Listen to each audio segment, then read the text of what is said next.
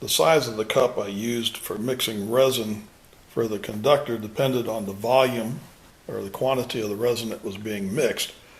For the body, the A and B parts filled a larger cup like this, over half full, so you're able to get a good mix. And when it came time to pour this cup has a rounded edge on it, and you could easily control the pour into the larger casting screw hole of the conductor body.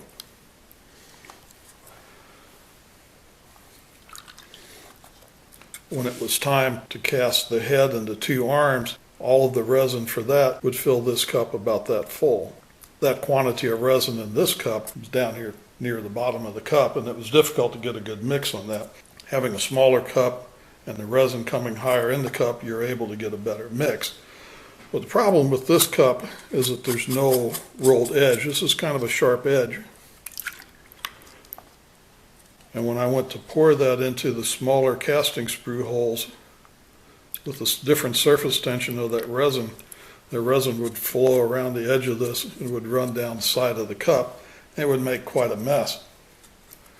So I wanted a cup that had a pour spout on it. I was only able to use these cups for a few batches of resin. Once it got to where it was hard to see into the cup, or sometimes the resin was attacking the plastic of the cup. But anyway, I put this pour spout on there, and it was very easy to control the pour. And when I would stop, it wouldn't run down the side. So we'll look at how we can put a spout on a cup like this. For this, I'm using a hot air unit. This is part of a soldering station. You take this off, this heats up. It's just a miniature heat gun.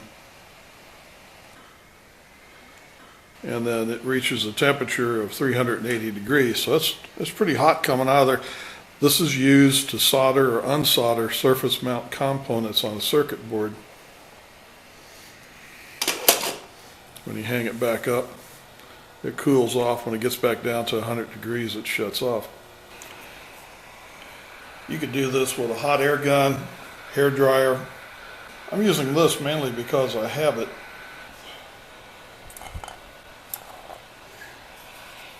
I've turned the temperature down on this to about 250 degrees. We'll see if this will get this hot enough.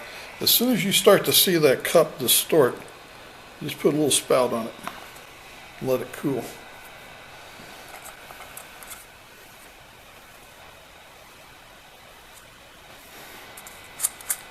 That's all it takes.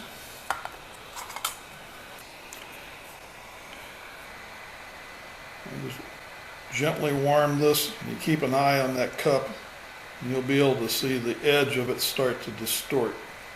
You don't want it to go too far.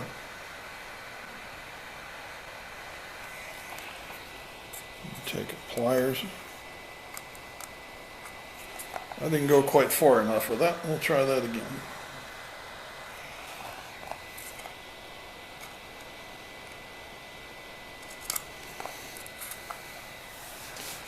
Let it cool.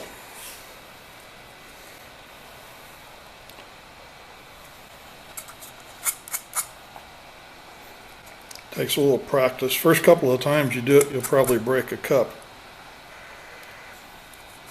That makes that pretty handy.